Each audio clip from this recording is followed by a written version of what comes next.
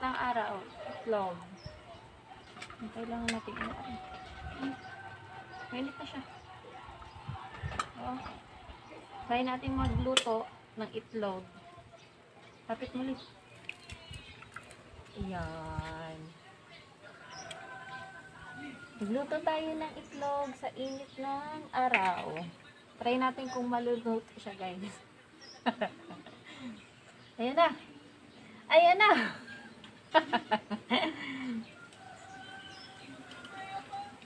Parang may kambal yung itlog, oh. Kaso maliliit pa. Hindi pa ni bagong ano, iputin mo na yun. Ayan. Guys, tatry natin yung challenge kung makakaluto tayo sa sikat ng araw gamit ang kawali na mainit. Hindi na natin nalagyan ng mantika. Sana makaluto tayo. Ayan. Zoom